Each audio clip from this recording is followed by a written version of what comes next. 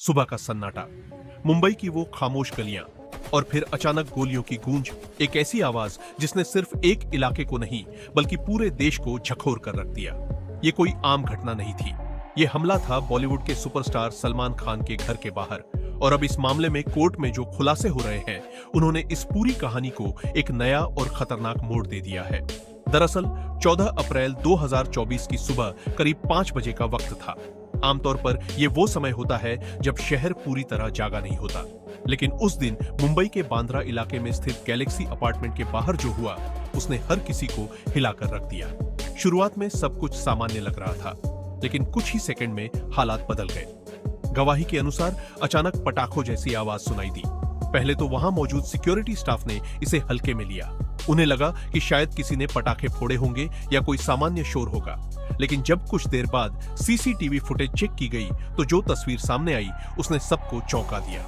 CCTV में साफ देखा गया कि दो व्यक्ति जो हेलमेट पहने हुए थे, एक बाइक पर सवार होकर आए। उन्होंने बिना किसी झिझक के गैलेक्सी अपार्टमेंट की तरफ फायरिंग शुरू कर दी। ये कोई 1-2 गोलियां नहीं थी, बल्कि 4 से 5 राउंड फायरिंग की गई। और सबसे चौंकाने वाली बात यह थी कि यह हमला बेहद सुनियोजित तरीके से किया गया था। गवाही में बताया गया कि उस वक्त सलमान खान अपने घर के अंदर अपने बेडरूम में मौजूद थे। यानी साफ है कि निशाना सीधे उन्हीं पर था। यह कोई चेतावनी नहीं थी, बल्कि एक गंभीर हमला था, जिसका मकसद डराना नहीं बल्कि जान लेना भी हो सकता था। फायरिंग के बाद हमलावर मौके से फरार हो गए। सब कुछ इतना तेजी से हुआ कि सिक्योरिटी टीम को प्रतिक्रिया देने का भी पूरा मौका नहीं मिला। हालांकि फायरिंग के तुरंत बाद वहां की सुरक्षा व्यवस्था को हाई अलर्ट पर डाल दिया गया। पुलिस और जांच एजेंसियां तुरंत मौके पर पहुंची और पूरे इलाके को घेर लिया गया। अब इस केस में सबसे बड़ा मोड़ तब आया जब सलमान खान के बॉडीगार्ड ने कोर्ट में अपनी गवाही दर्ज कराई। उनकी गवाही ने कई ऐसे पहलुओं को उजागर किया जो पहले साफ नहीं थे। उन्होंने बताया कि यह हमला पूरी तरह से टारगेटेड था और हमलावरों ने पहले से पूरी प्लानिंग की हुई थी।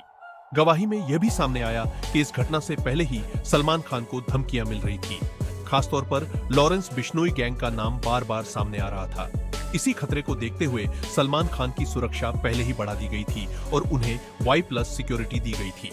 लेकिन सवाल यही उठता है कि जब इतनी हाई सिक्योरिटी पहले से मौजूद थी, तो फिर हमलावर इतने करीब कैसे पहुंच गए? उन्होंने फायरिंग कैसे कर दी और फिर इतनी आसानी से फरार कैसे हो गए? क्या कहीं ना कहीं सुरक्षा में चूक हुई थी? इसी बीच कोर्ट में एक और अहम गवाही सामने आई, एक पुलिस कांस्टेबल की जो उस समय वहां तैनात थे। उन्हें क्रॉस एग्जामिनेशन के लिए बुलाया गया था, लेकिन उनकी गवाही ने केस को और उलझा दिया।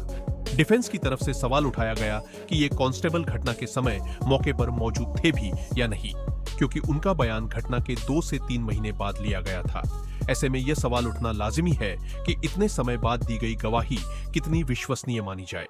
जब उनसे पूछा गया कि उन्हें वहां तैनात करते समय क्या जानकारी दी गई थी, तो उन्होंने कहा कि उनके सीनियर अधिकारियों ने उन्हें बताया था कि सलमान खान और उनके परिवार को लॉरेंस बिश्नोई गैंग से खतरा है।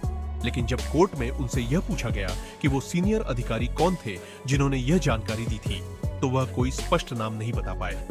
यही वो बिंदु है जिसने इस गवाही को कमजोर बना दिया और केस में एक नया कंफ्यूजन पैदा कर दिया।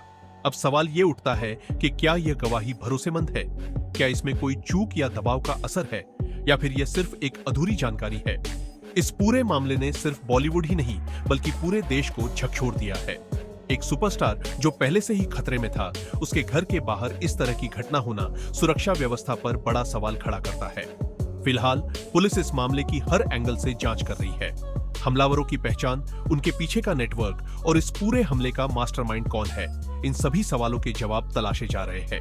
जांच एजेंसियां सीसीटीवी फुटेज, कॉल डिटेल्स और अन्य तकनीकी सबूतों के जरिए पूरे नेटवर्क को समझने की कोशिश कर रही है। वहीं कोर्ट में भी इस मामले की सुनवाई तेज हो गई है और हर पेशी में नए खुलासे सामने आ रहे हैं। अगली सुनवाई की तारीख 11 मई तय की गई है। इस तारीख को कोर्ट में कई अहम गवाहों की पेशी हो सकती है और उम्मीद है कि इस केस में कुछ और बड़े खुलासे सामने आएंगे। लेकिन सबसे बड़ा सवाल अभी भी वही है, क्या यह हमला सिर्फ गैंगवार का हिस्सा था या इसके पीछे कोई और बड़ी साजिश छिपी है? क्या लॉरेंस बिश्नोई गैंग ही इसका मास्टरमाइंड है या फिर कोई और ताकत इसके पीछे काम कर रही है? देश की नजरें अब इस केस पर टिकी हुई है। हर कोई जानना चाहता है कि आखिर सच्चाई क्या है और क्या सलमान खान की सुरक्षा अब पूरी तरह से सुनिश्चित है।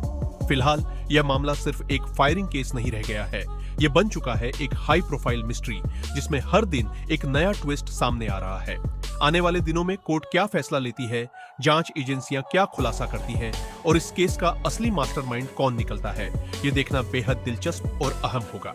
तब तक के लिए इस मामले से जुड़े हर अपडेट पर नजर बनाए रखें, क्योंकि यह कहानी अभी खत्म नहीं हुई है, बल्कि असली सच अब सामने आना शुरू हुआ है।